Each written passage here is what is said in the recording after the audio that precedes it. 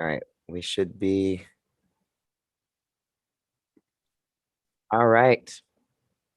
We are officially live with Ashley Maria. Excuse me. Sorry, I've been losing my voice today. So My I name is have, Ashley. yeah. So I have Francesca Kelly who's going to help out with the Q&A, but please join the Zoom. If you need the Zoom link, you can email me or however, because I'd love to get more people in here to discuss this very important film. So I want to introduce Ashley here. So Pioneers and Skirts director Ashley Maria is oh good, here's more. Is a filmmaker located in Los Angeles, California. She received her MFA from USC School of Cinematic Arts, fight on, and is known for her work on many features and short films. When not on set, Ashley is a directing instructor at UCLA's Film School and a sound instructor at the American Film Institute's Young Women in Film program. She is the recipient of the prestigious Directors Guild of America Award, and most recently, she was recognized as the best new director at the DTLA Film Festival. Ashley is also a delegate to the United Nations Commission on the Status of Women, where Pioneers in Skirts screened last month. So let's give her all a digital round of applause. Thanks everyone for being here. We got some like graphic. Yeah. Yeah. So we do mean this to be a discussion, correct? So those folks that are on Zoom can ask questions and participate. And again, if you would like to participate on Zoom, do you mind if we post the Zoom link publicly? Do I mind? Yeah. Yeah. No.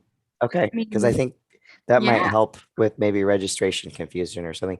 So Andrew, if you wouldn't mind tweeting that out, Andrew's our Thanks amazing. Sure, yeah. no It sounds problem. like I will we've do got that. a lot of the teammates on the call too. You all have been Yes. doing an amazing job. Thank you. You know, I want to get into your stuff, but I am very blessed to have amazing people like Dr. Anglin and folks that have helped us with this. Yeah. So but I want to jump right into Pioneers and Skirts. So first of all, if you haven't seen Pioneers and Skirts, and again, if you're just joining us, I see a lot of people are starting to join on YouTube, etc. My voice is going. So Francesca Kelly is their lead student director is going to be helping me out. She has the same list of questions that I do. So, but I do want to do my best effort to go forward because I've been really looking forward to this. Ashley and I went to school together at USC. We were in the same 546 class and got to know Yeah. each other that way. We did some video game stuff together at E3 and yes. But I didn't forget about it. I actually think about it all the time, but I'm like, that's right. I remember now. but Yeah. but when I saw Ashley's movie Pioneers and Skirts, you know, as her passion project, I really wanted to bring it to Washburn for y'all to watch. So if you want to watch it, www.wififilmfestival.com. The information's right there. It's going to be available until tomorrow at 10 p.m. And I really encourage you to watch it. It's a very, the topic is very serious, but I feel like it's an uplifting movie because it gives you inspiration to change.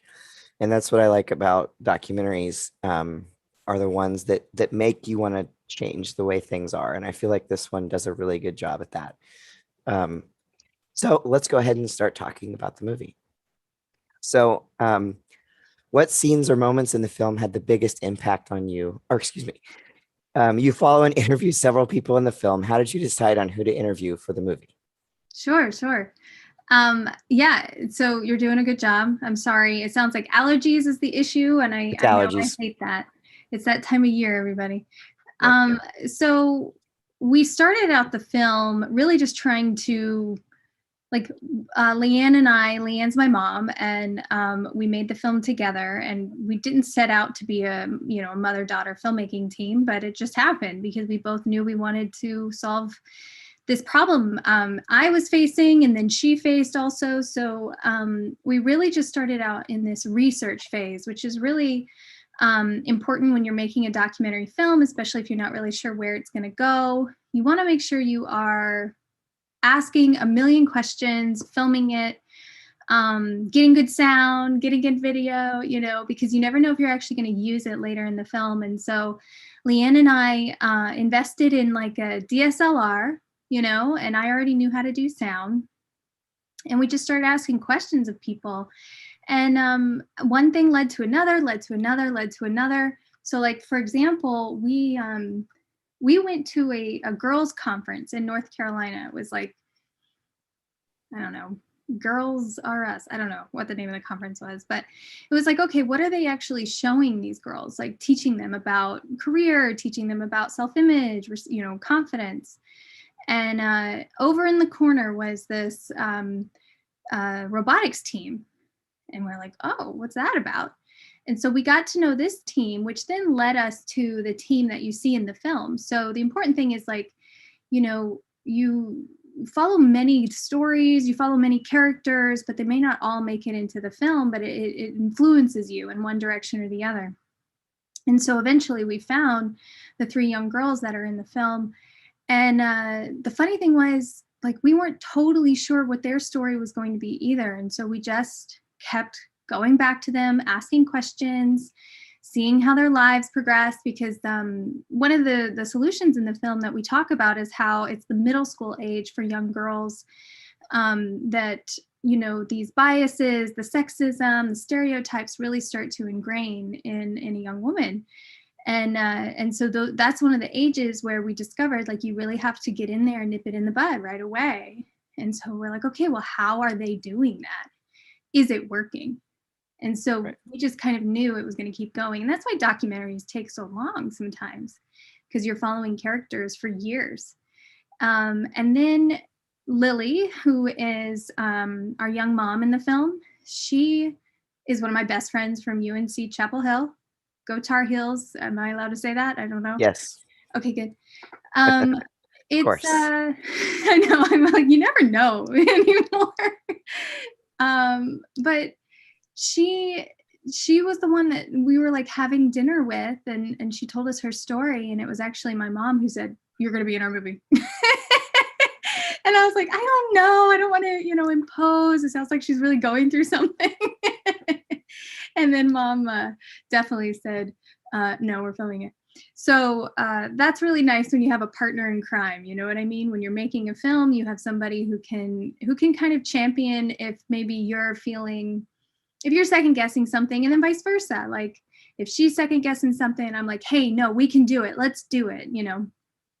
And then the really cool thing, obviously I'm in the film, so I knew me, but I wasn't supposed to be in the movie. All right, y'all. I wasn't Really? supposed to. I was scared out of my mind to tell my own story, but it was my own story that got people interested. And so it was a conversation again with some supporters of the film. We were kind of like, oh, it felt so natural. Thank you, Francesca. It was scary, but we had this conversation, all of us together, just saying, listen, people aren't going to take it seriously. They're just going to think it's another woman complaining, frankly, if you're not honest about your story. And the other aspect to this is I knew we wanted to, I knew as a director, I wanted people in the film who weren't used to being on camera, because I wanted it to feel more authentic. I wanted it to be somebody that you could easily relate to. And so because of that, a lot of our interviewees were not comfortable being on camera. And so I would be on camera with them. And that's why I think it felt really fluid, because I actually was on camera a lot, or you heard my voice a lot, because I wanted these people to feel comfortable. And then when it comes to all of our experts, and this is where I say, like, you just got to go out there. You can plan all you want, then you just got to start. One of the really cool things is, like, we have Brad Feld in the film, who's a venture capitalist. We have Lucy Sanders, who is the CEO of a tech organization that encourages more women in tech, more diversity in tech. And then we have Sarah Bird, who's the CEO of a company in Seattle. And we found all of them. We call it like the bouncing ball. We follow all of them. Thanks to this one event we went to in DC. It was the world's White House Summit on Working Families. We were invited to the White House back in 2014. I'm saying it takes some time, y'all. And that's where we met Sarah. We told her what we were trying to do because she was the only person there who like talked to people as if like, here's what you need to do. Like there's all this advice out there saying you need to believe in yourself. Sure. Now what? I do, done, got it. Now what? And that's how she spoke to people in the room. And so again, it was Leanne saying, we should know her. And I'm filming, I'm over here. Like if you see the movie, you see a very important person in the movie. I'm not going to spoil it, but that was me over there filming. Okay.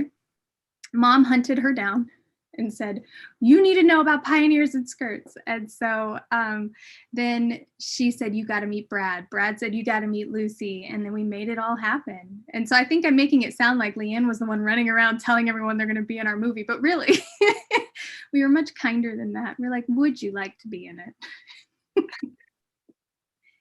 That's how we wonderful. found a lot of them. And then you just, you film and you figure out the story that you're trying to make, and then maybe you go and do pickups. And so a lot of advice I give to new doc filmmakers is like, maybe film your interview in a situation where you can recreate it later, very simply put, like a green screen or something. Or you give the audience reason why we're in a new space, a new environment. So like we followed the young girls, and sometimes we'd be, out in the competition, and sometimes we'd actually be in the classroom where they're working. And so you just kind of set it up and go, now we're in a new space. Now we're in a new space. Okay. That's some editing tips for you. Wonderful. Appreciate the filmmaking tips too, because she knows that very well as well. So one of the things I thought was really interesting was watching the film. I can tell, and from my own experiences as a professor, I know a lot of my students have experienced issues, and I've talked to them about the issues that they face. Being a guy, I can never fully understand what that's like, but I try to empathize. But all that said, facing that stuff nearly constantly, how do you keep from burning out as you push against this kind of bias in the workplace every day? That's a great question. That's exactly why we made the movie. There is an element of that where you have to know that it's not your fault. It's not you. And so I'm talking to women, I'm talking to anyone who's felt not included, who's felt marginalized, who's felt different. There is so much going on in our culture that is forcing stereotypes on us without even realizing it. And that's why we talk about unconscious bias. So that's just you not even knowing that something is in play in your brain, making a decision for you. And so because of that, one of the ways to avoid burnout is just to kind of assume good intent. And this is something I learned from Kat Cole, who was a former CEO of Focus Brands, which is like Cinnabon and things like that.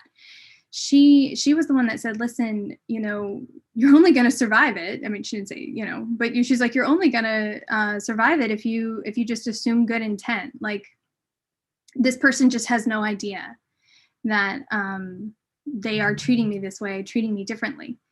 And then sometimes you have to confront it. Sometimes you have to call it out. You have to leave emotion at the door. You can't bring that to the situation. You just have to talk about it. You pull them aside and you talk about it. And if that's not working, you get an ally in the room. So you find somebody who they are going to listen to. And that is quite frustrating because hopefully men, as you're hearing this, you're like, wow, look at all of this extra energy women of color have to go through in order to just be able to do their job. And so to that end, because burnout is so real, get yourself a support team. Is that a women's group? I'm a part of Alliance of Women Directors. I'm a part of Film Fatales. I'm also a part of a women's group called Business and Professional Women, who none of them are filmmakers. And it's actually quite nice to go around non-filmmakers because they make you feel really cool, right? But the important thing is you're not alone. This isn't your fault. Yes, we all have business development. Yes, we all have to get better. But there's just so much in play that is stopping us. And it's only if you recognize it and see it that you'll be able to overcome it. And then you have to address it. You have to call it out the moment it happens, or it's going to continue. And that's really, really scary. And that's why when we talk to leaders in organizations, we talk to, managers, we say, like, you have to create an environment where it's safe to speak up like that. And keep your questions coming. I'm loving this. Okay. Okay. Wonderful. So this is something, as a guy, I had excuse me, I had no idea the issues that women faced growing up, and it wasn't really until I started having more friends that were female and witnessing them firsthand and really understanding that yes, there were a lot of issues that women were facing that I never had to face. What's the best thing to approach someone like that who again might have, and I know you covered it a little bit, but has good intentions, but is yet completely ignorant on the topic without alienating them? Because I've tried to Yeah. do it and I feel like sometimes I alienate. It's a good question too. I have had to get better at it over time. I have a real good friend who started this organization called the Directors List, and I was like, "How do you teach people that women need? There's like a fraction of women directing major motion pictures." And she's like, "Sometimes you just have to enter the conversation with statistics. Sometimes facts are what make people finally listen." And if you watch Pioneers in Skirts, you'll see that we run that fine line. So, we talk about the stats and then we give you the person behind the stat, and I think that's why I also had to put a piece of myself in the film is people were coming up with every reason why women aren't succeeding besides the fact that there is a systemic issue. She's complaining, she's not working hard enough, she just needs a mentor. All right, everybody? No. There's so much more going on. And I mean, we're talking about walking in the room and people placing assumptions upon you without even you opening your mouth. And that's important for men to hear. And it sounds like, men are definitely engaging in the conversation. We intentionally made a film so that men could engage and feel Right. like they're a part of it and not being yelled at the whole time, because they have to be a part of it. You can't rely on women to fix this only. And I just want to say for anyone that hasn't seen the movie yet that might be male and think it's going to be, an hour and a half of you're terrible. It's not at all. It is a very inclusive for men documentary about how we can help the situation. And speaking about being inclusive, Francesca. Oh, Dylan. Francesca has something, and then we'll go to Dylan. Okay. So how do you have that dialogue with the young woman about the topics in the film? Like, you see in the film you're talking to those younger women. Yeah. There's like a piece of me each time that's like, I don't want them to know that it's happening because I don't want them to be scared. And like that, I understand. And then I know that if we don't have these conversations, if we don't raise awareness to it, the moment it happens, nip it in the bud. You can't say this. I mean, it's grandparents will sometimes say like, hey, even girls can do math, even girls can do science. Like that's damaging, right? So acknowledging it when it happens is going to help her overcome it faster. This has nothing to do with me.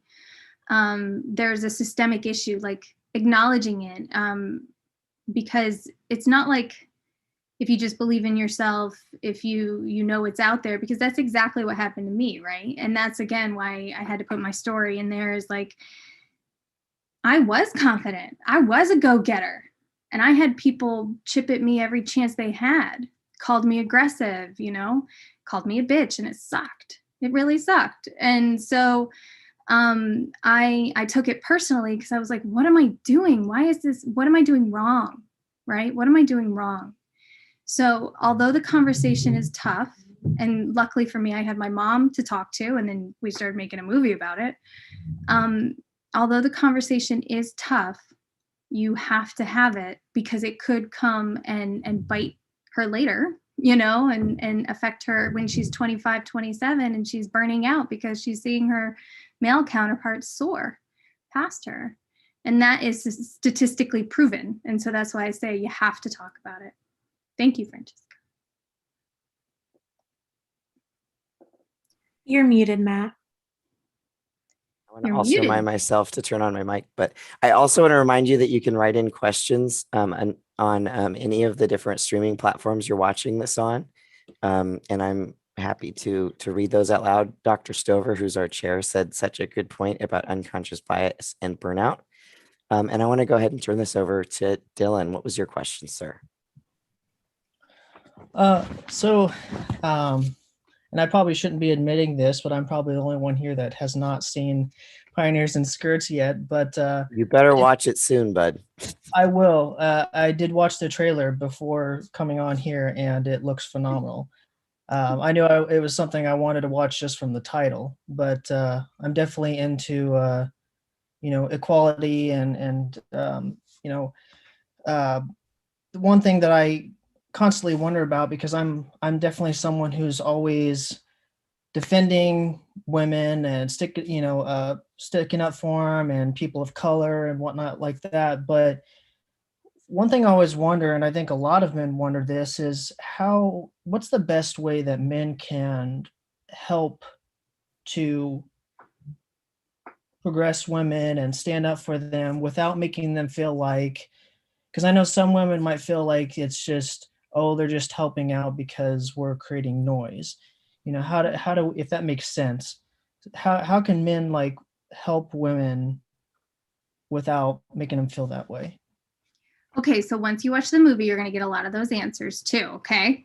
So I'm going to say a few things that are in the movie, so I'm spoiling it a bit.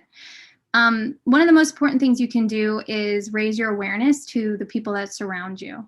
So when you're in a room and you're having group discussion, notice who's talking, notice who's not talking, notice who's listening, not listening.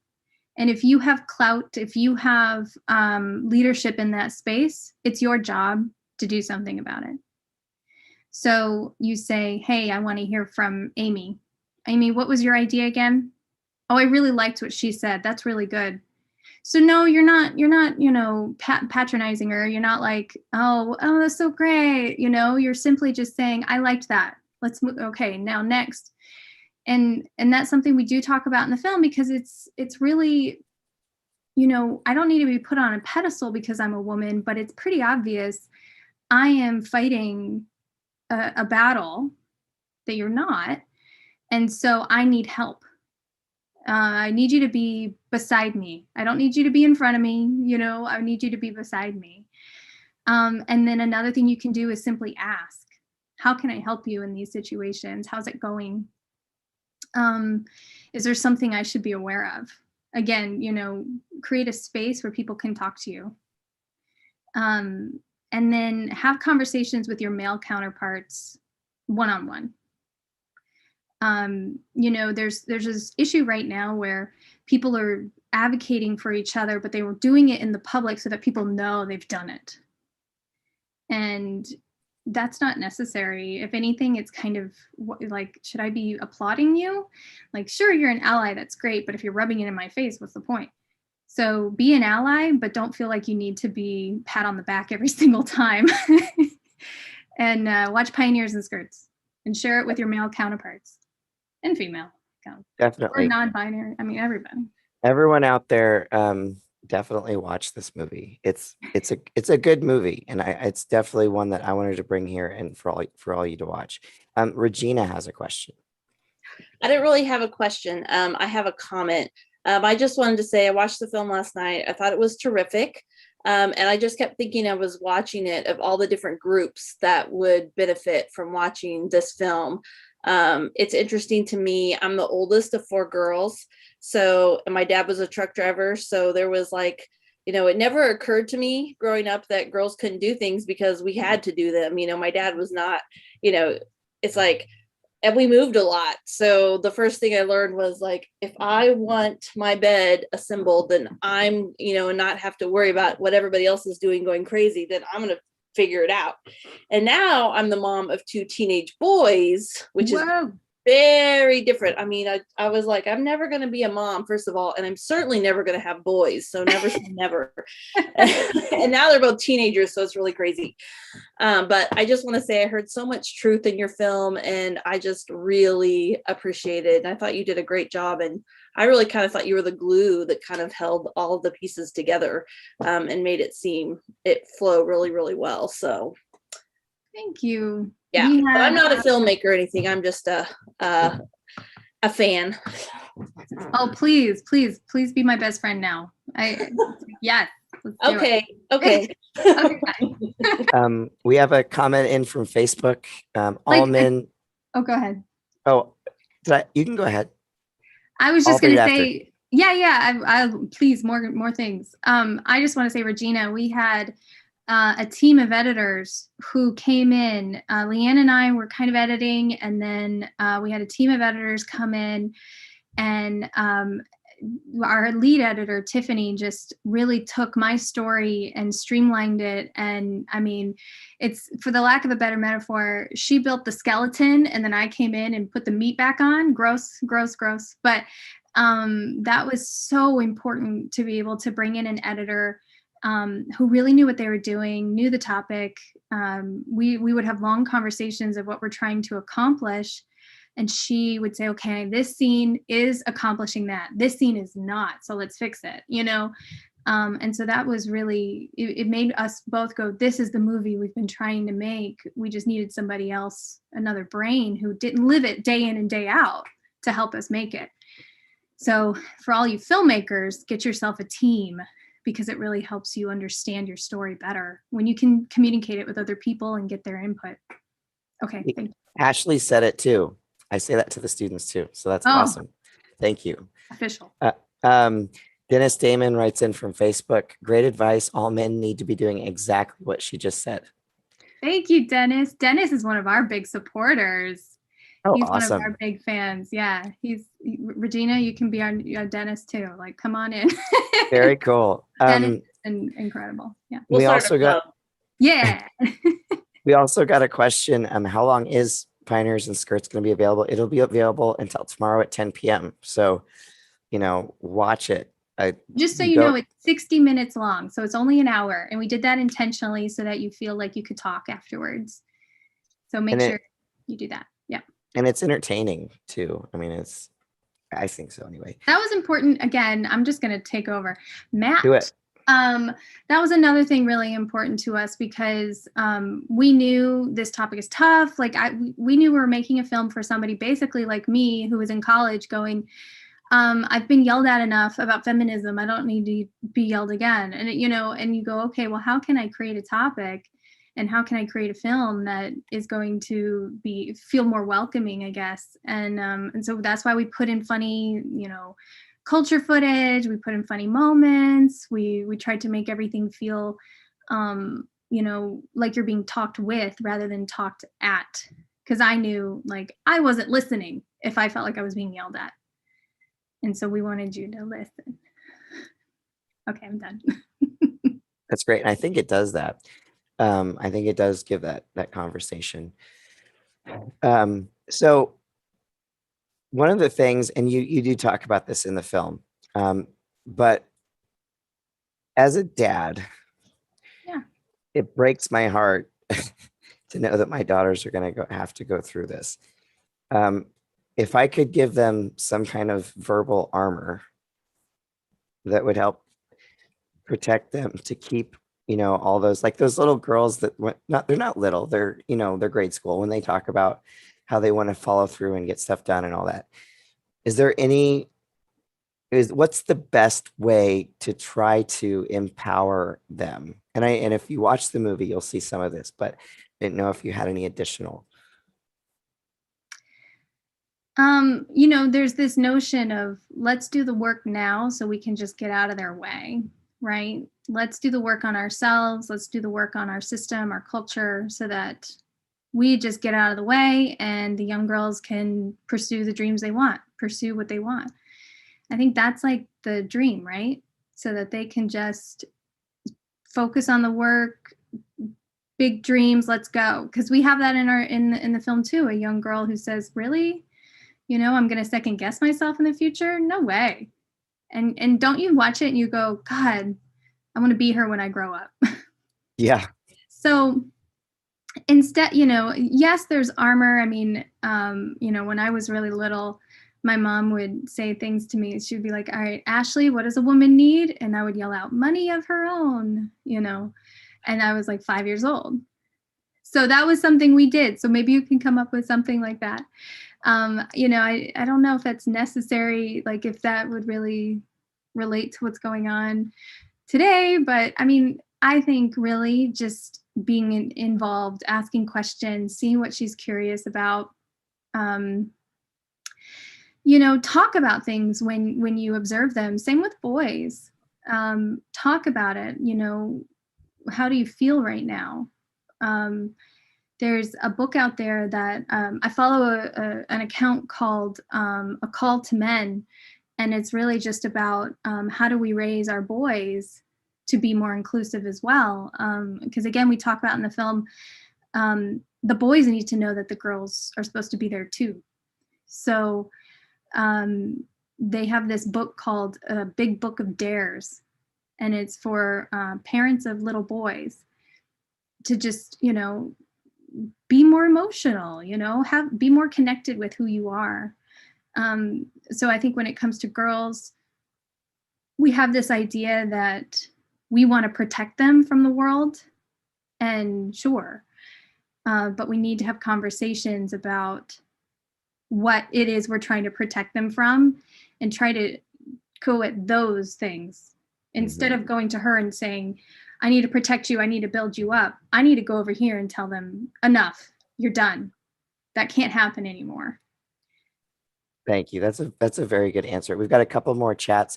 One thing I do have to say, this chat was brought to you by Humanities Kansas. So thank you very much, Humanities Kansas, for sponsoring this great talk. We really appreciate it. And I think it's a very important talk. Dr. Stover writes in, I did research on mentoring women in graduate school, and the research suggested the need of women to get more formal and informal mentoring from other women. In fact, informal mentoring, more organic, was more impactful. Do you find that this is needed in the filmmaking field as well? So we love the term sponsor. Have you all heard that term? So we're all told, hey, we need to find a mentor. Have you heard of sponsor? So what we need in the film industry is more sponsorship. Is it Daria? Is that right, Daria? She came on camera, so I'm like, oh, does she know what I'm talking about? No, I don't know. Yeah, so sponsorship is when somebody thinks of you for opportunities, and that's what we need more of. We have, there are mentors out there. We're each other's mentors. Mentor's not an age restriction, right? We can be each other's mentor. You need help, I got you. I need help, you got me. But if an opportunity comes along, I need you to think of me in the room. I need you to say, oh, Ashley's a good choice for that. Same with our film, right? If you're in a situation, you're like, hey, Pioneers and Skirts would actually be really helpful in this dialogue. Like, that's the kind of thing that we need. You need to think of people who are beyond your circle, your immediate circle, and go, who would be best for this? Let me see. And that's, I was thinking earlier, it's like, now you all are going to be, graduating and going out into the industry. Think about what's going to happen when you become a mentor. How are you going to find those people? Are they going to look just like you? And how are you going to think of them in the future? So yes, formal mentorship, informal mentorship. I think most of mine have been informal, but sponsorship is really key. Thinking of people for opportunities. And so that means if you're looking for a sponsor, you don't knock on the door and say, will you be my sponsor? Same for a mentor. But you just tell this person, you want to get to know them and you want them to know the work that you do. So a sponsor could be a boss, it could be somebody in the company, it could be a teacher. You just want them to think of you for opportunities.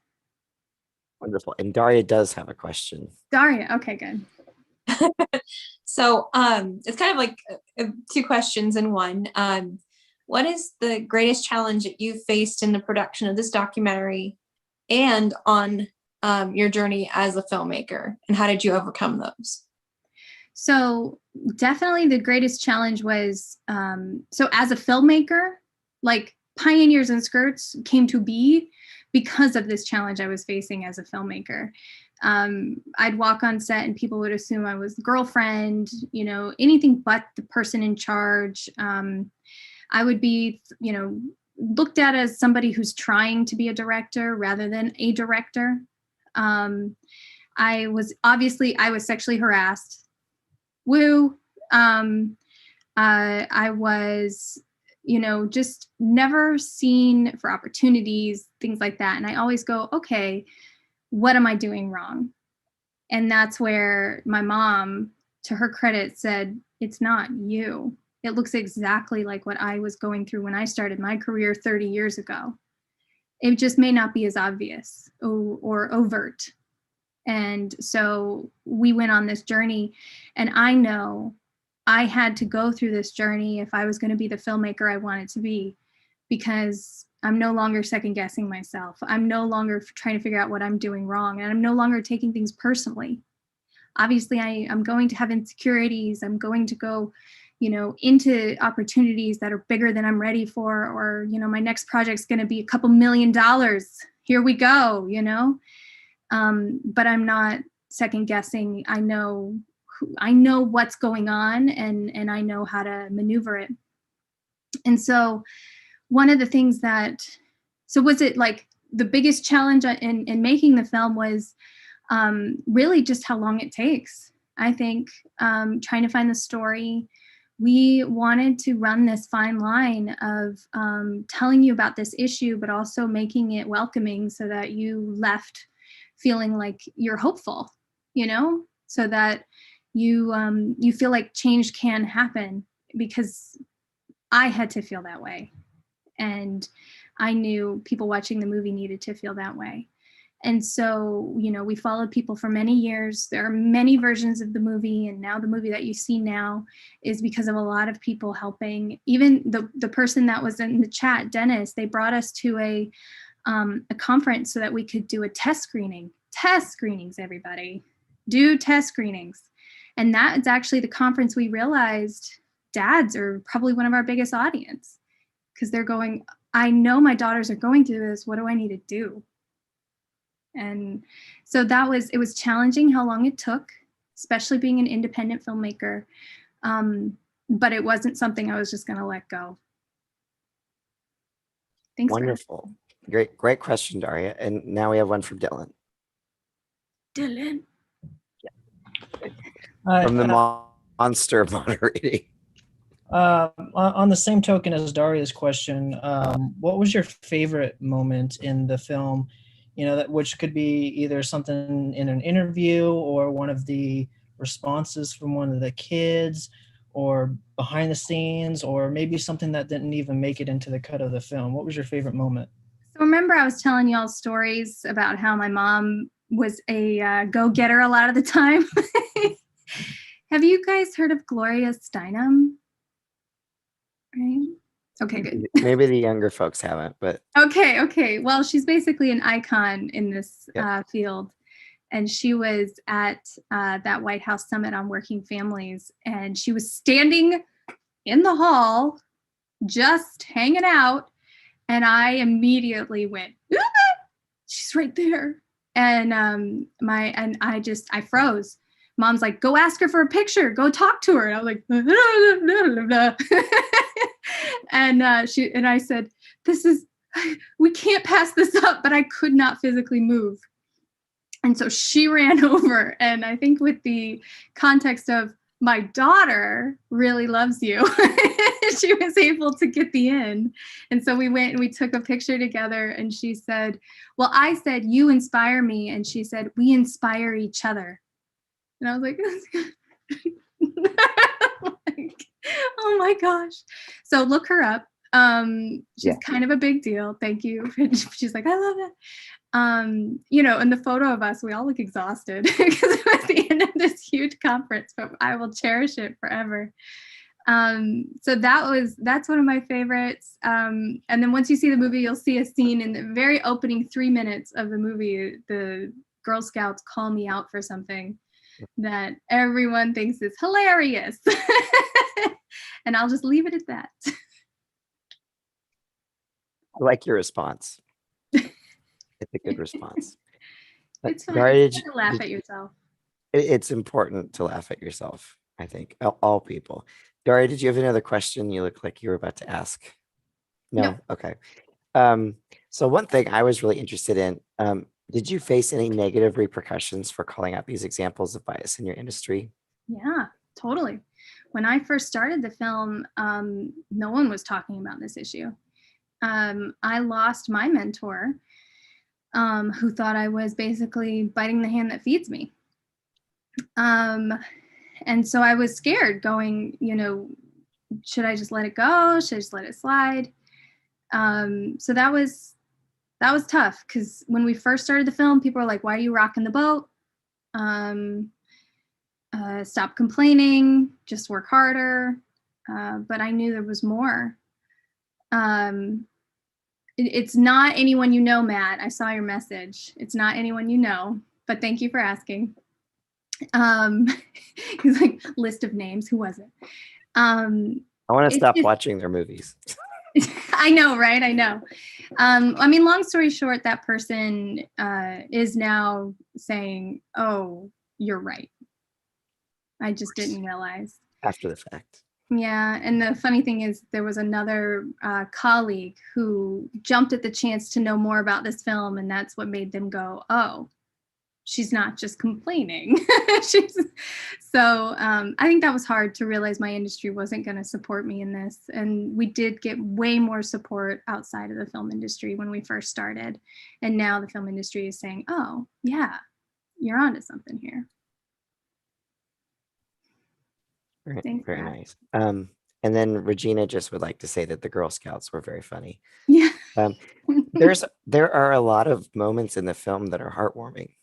And just going through the same education you did in making film, it's so important to get those moments, because those heart-grabbing moments are what really make the film work. I mean, to me, you have so much heartwarming stuff from the kids and some other things I don't want to spoil, but and then when you see the stoppage that they get, it hits you hard, and I think that's great.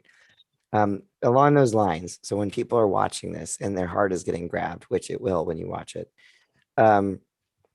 what do you want people to take away from it?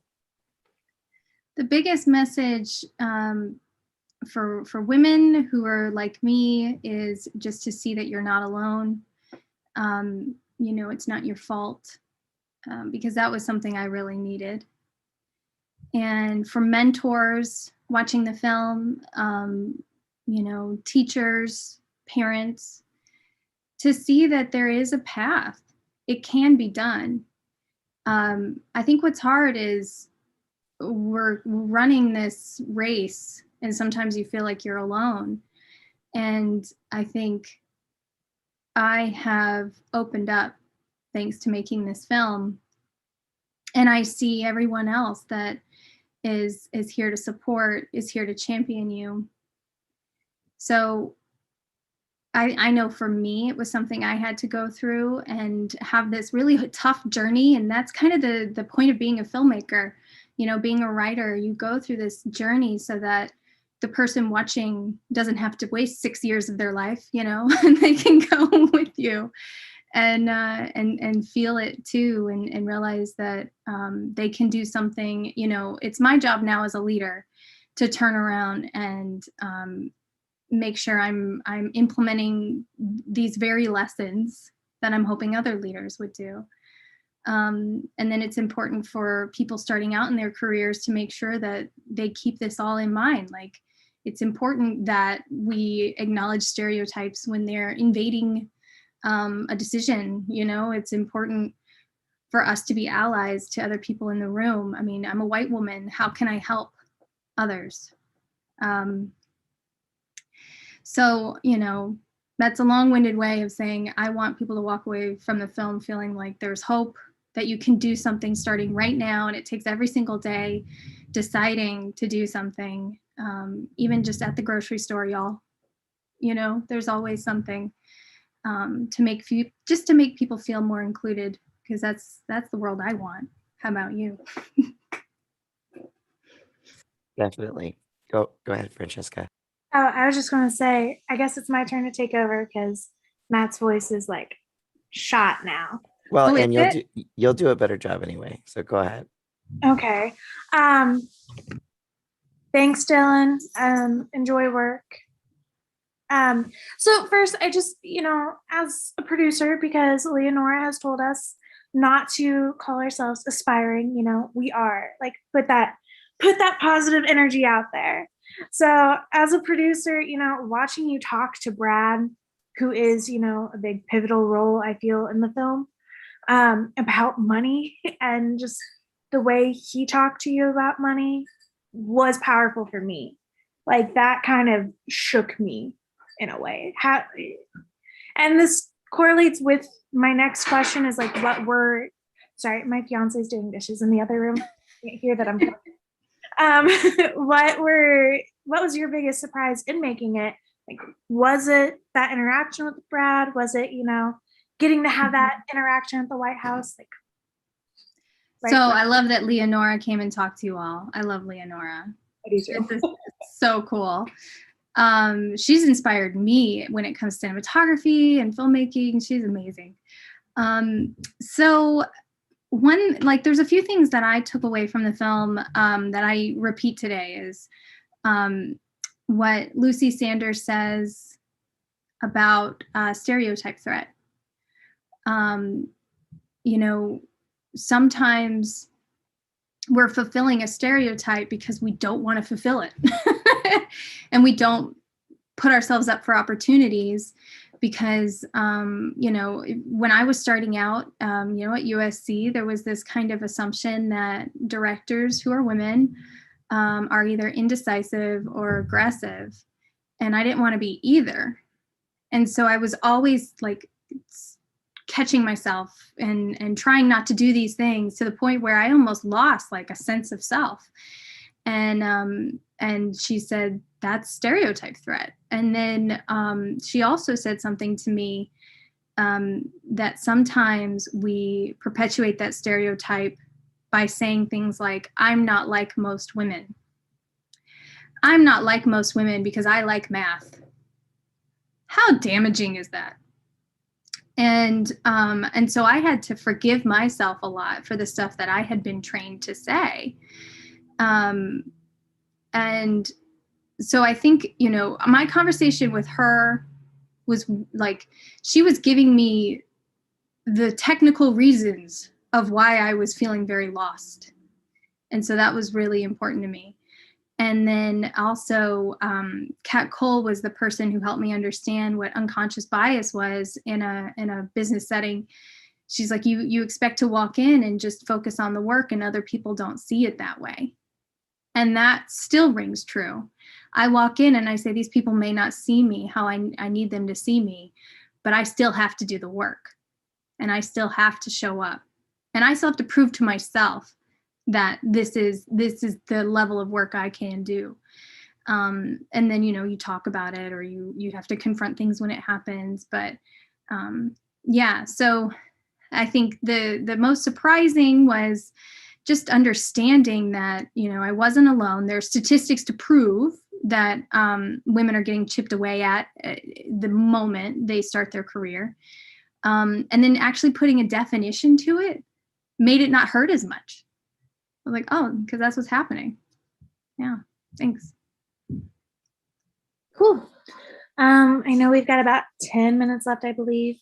So my next question is, what do you mean by pioneers and why skirts? Good one. So it started out a little tongue-in-cheek, like, because a lot of the advice when I first started out was like, don't wear a dress, don't wear makeup, And I was like, but I want to. Like, why am I not considered a leader, even though I want to dress up? So it started out a little of that tongue-in-cheek, but I will tell you, it was inspired by a photo of these women from the 50s that's in one of the women's groups that I'm a part of. And they were in their Sunday best, as in the South, that means your pearls, your bonnet, right? Or I don't know. They were in their Sunday best and standing on top of these mounds of dirt with shovels, ready to break ground on a headquarters, a local headquarters, their first headquarters. And I see that photo and I just go, pioneers in skirts. And then we went, we're like, what? And it became this, why can't you wear a skirt and be a pioneer? And then also, I don't wear a skirt that much anymore. So it's just like, you can be feminine and take charge. Well, yeah, I noticed you wearing your pearls during the beginning portion of the movie too. I do. Were there any interviews or stories in the film that surprised you? Well, you like me being surprised, don't you? I'm shocked. I like surprises. I like that emotional aspect. Matt, that's all I like. Let's see. Well, the Girl Scouts were really fun. I didn't realize I liked teaching so much until I worked with them. And I do have a dry sense of humor that I think actually works with kids a lot better. If you see some of my earlier work, it's geared more towards that kind of audience, and they all really love it. And I didn't realize that was my audience until I started making movies, and it's like, why do the kids like my stuff so much? And I think just making the film with my mom was really exciting. Just being able to know her as a career woman, obviously she worked when, as I was growing up. So that was something that was always going to happen, but just getting to know her and spend more time with her and you could ask her and she'd say, it was exciting to actually see Ashley in action. And so I joke, I'm like, if you ever want to feel really good about yourself, get your mom to know what you do and she'll talk you up. She'll be like, she's so good. I'm like, yeah. But we, in the movie, we have all this footage from when she filmed me when I was like 5 years old. So I'd say maybe the biggest surprise there is realizing that it was my mom who got me into filmmaking. She was the one with the video camera. I love that. We've got Sandra Thompson from Facebook gives you 2 thumbs up. Great job. And then we have a question from Tim Lloyd. How would you define compromise versus the loss of self? I need more information. Compromise versus loss of self. I think what he's asking is how far do you compromise before you lose yourself? That's what I get out of it. How do you? What I was saying earlier. Yeah, kind of the balance. Like, where does that go to? So here's the advice I got. First of all, like you step into the situation yourself and you ask for feedback. And if you start to hear the same kind of feedback, then you go, okay, maybe I do need to compromise. Maybe I do need to fix something. So always being willing to get better, be open to feedback, be open to change. And there's a lot of great programs out there that kind of teach you the kind of personality you are and the personality the other people are you're working with. So if you ever want to actually get into the science of it, that's out there. But for me, it's really just being mindful and saying, okay, something I'm doing here isn't working. Let's talk. Let's figure it out. You take emotion out of there. You take feelings. No one's going to get hurt feelings. Let's just talk about it. And I have found that to be probably the most powerful tool is just say, listen, let's level set here. And again, in the South, we have it's our come to Jesus moment. That's what we call it. But in the business world, you say level set.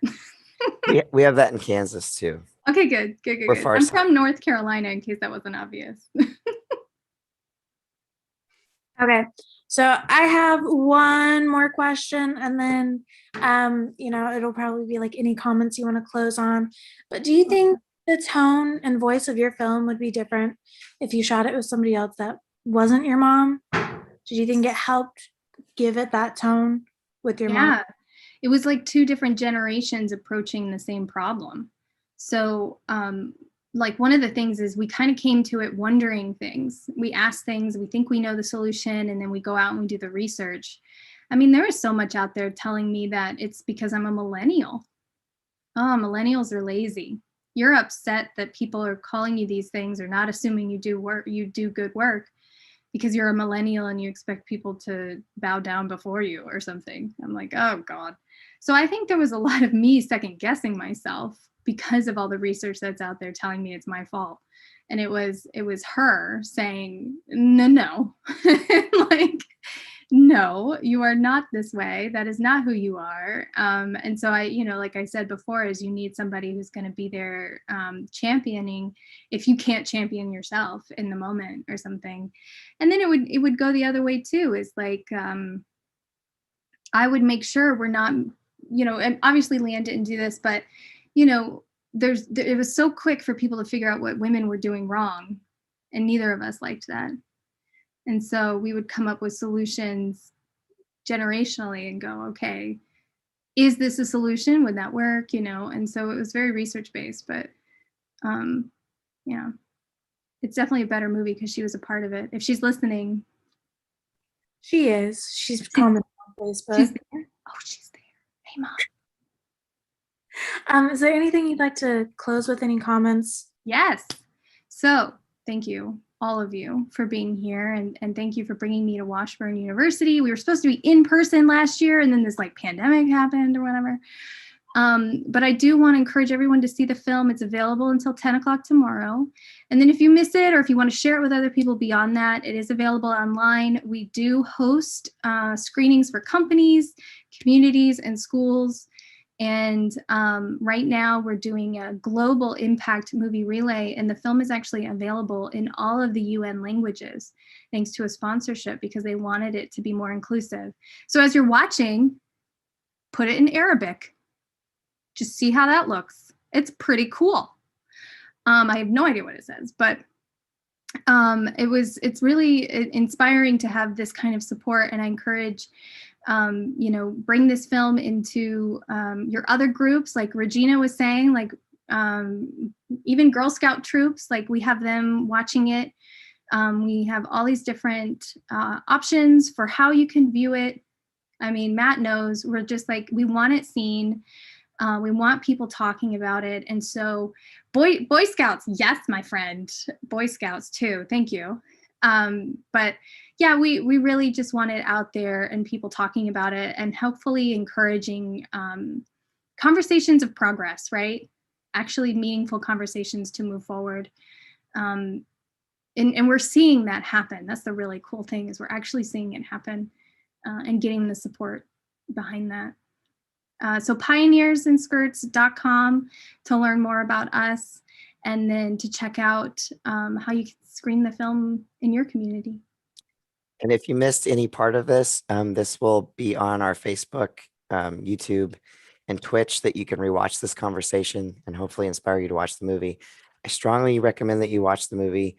And I also just want to say, Ashley, it's so nice to see you doing so well and being successful and spreading the word of this movie. It is wonderful. And thank you very much for coming here and sharing everything. It's great. Thanks for being our champion, Matt. You're the coolest. Thank you. I would say thanks more emphatically if I had a voice. But Thank you. Thank you very much. And talk to you later.